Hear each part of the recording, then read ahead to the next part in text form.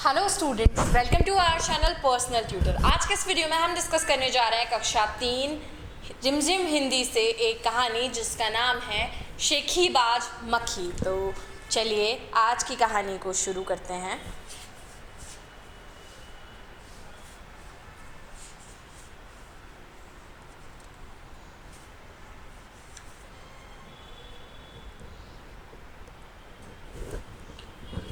एक था जंगल।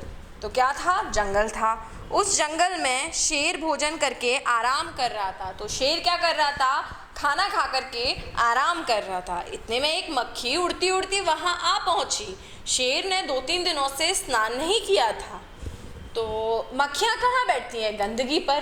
तो शेर जो है वो 2-3 दिन से नहाया नहीं था। ऑब्वियसली वो गंदा हो गया होगा, इसलिए मक्खी वहाँ आ गई। इसलिए मक्खी शेर के कान के एकदम पास भिन भिन भिन करने लगी। तो मक्खी कैसे करने लगी? भिन भिन भिन। कहाँ पर? शेर के कान के बिल्कुल पास में।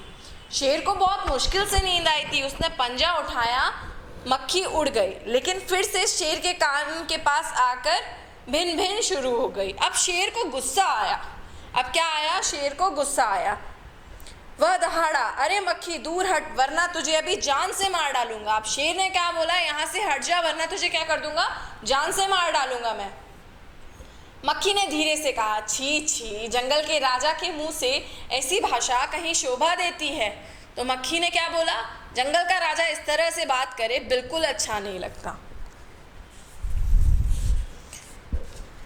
शेर का गुस्सा बढ़ गया। उसने कहा, एक तो मुझे सोने नहीं देती, ऊपर से मेरे सामने जवाब देती है, चुप हो जा वरना अभी। अब शेर को और ज़्यादा गुस्सा आ गया। एक तो मुझे सोने नहीं देती है तू, ऊपर से क्या कर रही है? मुझे जवाब भी दे रही है। मक्खी बोली, वरना क्या कर लोगे? मैं क्या तुमसे डर जाऊंगी? मैं तो तुमसे भी लड़ सकती हूँ, हिम्मत हो तो आ जाओ। तो मक्खी ने बोला, वरना तुम मेरा कुछ बिगाड़ भी नहीं सकते हो, क्योंकि मैं तुमसे लड़ सकती हूँ, इतनी हिम्मत मुझ में है, आ जाओ तुम लड़ते हैं।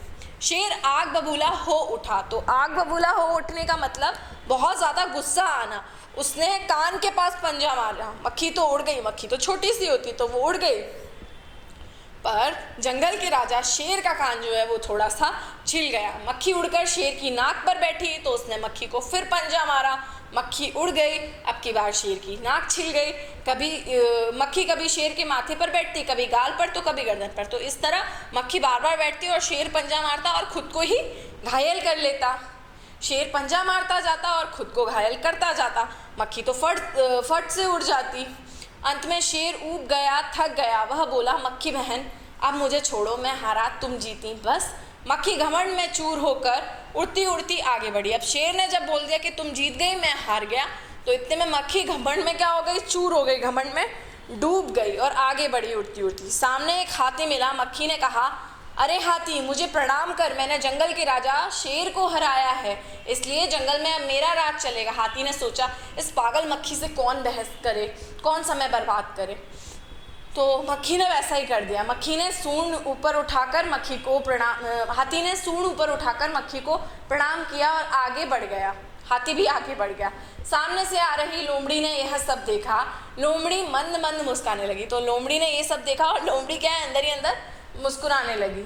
इतने में मक्खी ने लोमड़ी से कहा, अरे वो लोमड़ी, चल मुझे प्रणाम कर, मैंने जंगल के राजा शेर और विशालकाय हाथी को भी हरा दिया है। तो अब मक्खी ने लोमड़ी को कहा कि मुझे प्रणाम कर, और क्योंकि मैंने जो है जंगल के राजा शेर को और इस बड़े से जानवर हाथी को भी क्या किया है?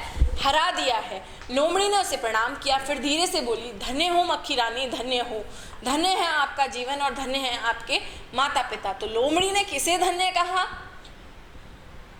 मक्खी और उसके माता पिता को धन्य कहा।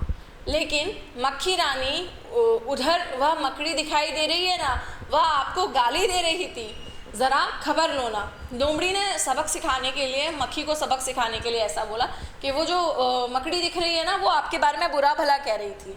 यह सुनकर मक्खी गुस्से से लाल हो उठी। मक्खी बोली, उस मकड़ी को तो मैं चुटकी बजाते ही खत्म कर देती हूँ।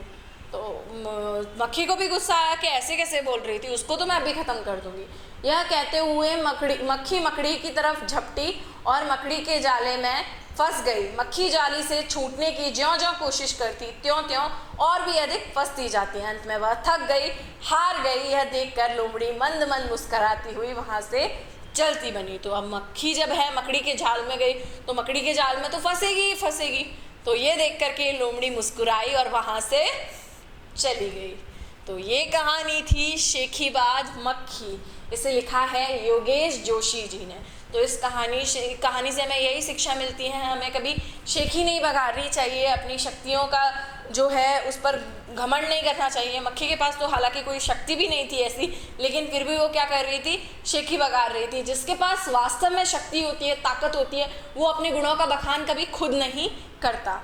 तो ये कहानी थी शेखीबाज मक्खी। आई होप आपको ये वीडियो लेक्चर पसंद आया होगा। वीडियो को लाइक कीजिए, साथ ही साथ चैनल को सब्सक्राइब कीजिए। Thank you.